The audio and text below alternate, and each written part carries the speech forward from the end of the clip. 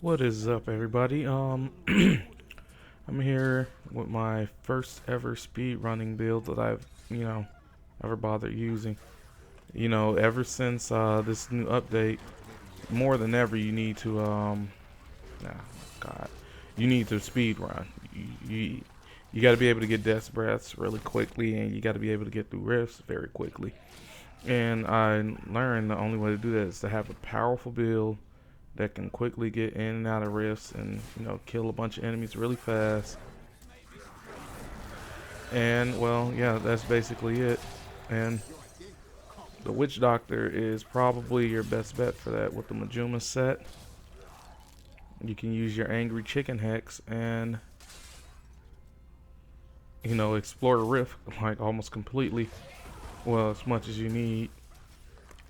Sometimes I just stop in the middle of the area so I can pretty much refresh my hexes and everything. Because in a lot of these areas, you can't really run into the elites as quickly as you want to. Like ooh, I didn't even summon those guys. That might have been part of the reason why my damage was a little lacking right there. Oosh. And yeah, you gotta be careful sometimes too. But yeah, so I just spawn in.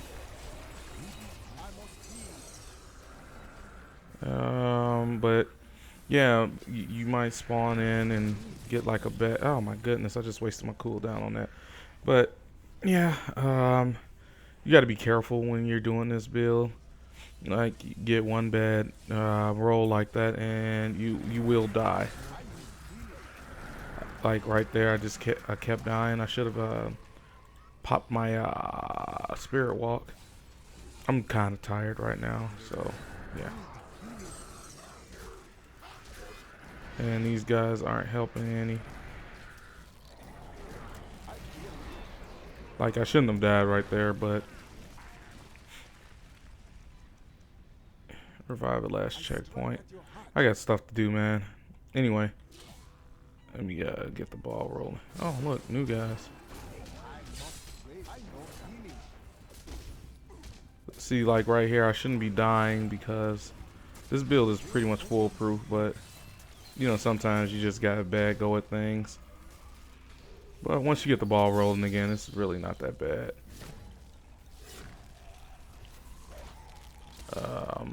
You're supposed to keep Angry Chicken up, the Hex, so you can keep your movement speed up to maximum.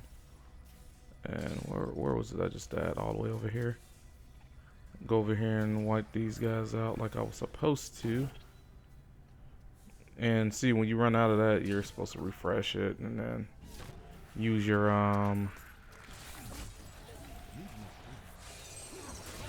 see, that's the issue right there.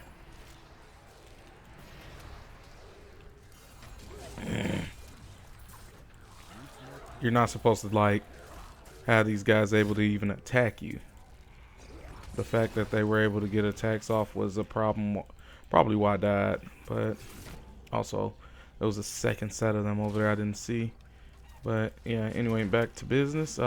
This is a speed farm build. Don't let my playing it badly dissuade you from it. It is very powerful and it is very effective at clearing out rifts. As you can see, it will drop. It will drop treasure goblins like they're nothing.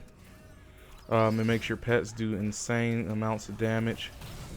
And I mean, well, I mean, just look at how quickly everything dies. This is T10. I mean, T10 isn't a real accurate measure point of difficulty in this game anymore. So I've learned.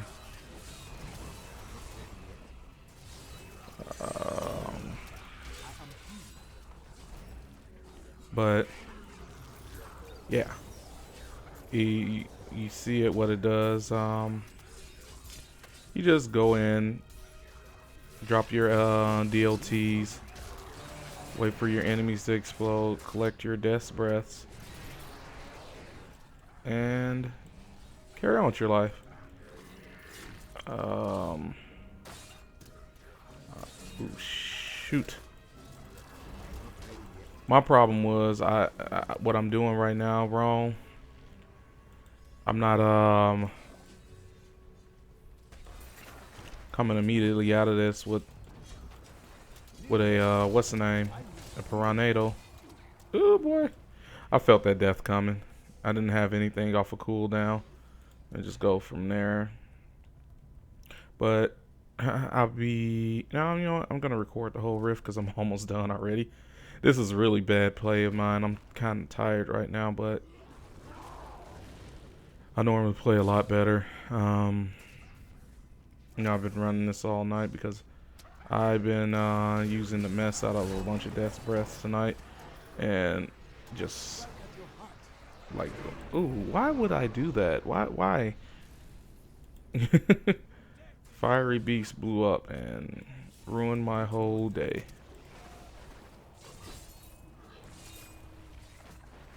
Well, anyway, and see what the problem with this build is like once you die, your cooldowns, you know, your zombie dog or your gargantuan, you need one of those two up because they're your major damage dealers. Even though these do a lot of damage by themselves, like compared to what your zombie dogs and your what's the name do, it's just like you know, it's very noticeable when they're not up. So you jump out and then you lead into this with that. See, that's what I was doing wrong. You always lead out with Piranado. You press A to pop, explode.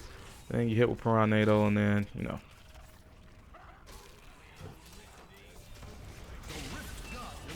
Just like that. I have no idea why nothing died right there. Well, everything just died there without me even knowing what happened, so, yeah. Alright, let's go back. I'll look at this crap later. Pick up my death breaths. Only thing I'm really worried about was my death breaths. You usually average about 20 to 30 per run if you do this right. And I mean, you could usually finish it in a few minutes. My inventory, like usual, is crowded and junky. Let me show you the gear I'm using while playing terribly. Alright, I'm using the Helltooth set. 5-piece Helltooth. I'm going, this is really unoptimized as you can see. And then I'm using Majuma's set for the Angry Chicken Hex. It's basically just for the insane movement speed for 15 seconds you get. On top of that, everything you have now. I'm using Tasker and Theo along with Short Man's Finger and Tall Man's Finger.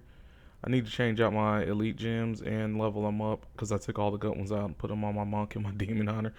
But I'm probably gonna put this one, you know, get this one leveled up and everything, and take this one out and probably replace it with well, the build I'm looking at probably, yeah, the Enforcer gem, which I do have a really high level one on my monk, so I'll probably do that here soon. But yeah, you know, I'm running basically the 5-piece Helltooth set, Tasker and Theo, and Nemesis bracers, and Short and Tall Man's Fingers. I'm just using a random good necklace I have when you should be probably running a Hellfire amulet with a, you know, useful passive on it. In my cube, I have the furnace because you saw how quickly, you know, my pets chewed through those bosses. The Mask of Jerome for that 100% damage, and a Ring of Royal Grandeur so you can run a 5-piece and Tasker and Theo. Bam! That was real smooth. Okay, what else was it? Oh yeah, my skills. This is a build I'm running off of Diablo fans. You want to run Wall of Death, you know, so you could drop 3 of those at once. You could drop the first one, then drop the last 2 after that for the extra damage in other places. Piranado is basically to round up your targets for your AoEs because you could drop it right under them, and then your pets come in and just chew them up real quick, and then, you know, you can move on to the next move. Again, Angry Chicken is the big part of this, well, the major part of this build. If you're not running Angry Chicken, you're doing it wrong. You need Angry Chicken so you can, you know, fly between bosses and everything, or elite packs or champ packs. and knock it out real quick. You need Spirit Walk, which I should have been using more in this video, for more defense. And you need the zombie dogs and the gargantuan. They use burning dogs, as you can see right here, because of well, the burning dog itself, you know, it does all. I have 5 zombie dogs. Oh, that's 5 zombie dogs plus 7, so I have the damage of 7 zombie dogs combined into 1 right there for this, and then the 3 gargantuans, which I don't know how short man finger works, so it's a relatively new item for me. I didn't play season 3. Fierce loyalty, you know, for the extra zombie dog, and that insane movement speed you get outside of angry chicken. Grave injustice, for the cooldown, because like I said, you pop in there, you drop your Piranado, and then you drop your Wall of Death.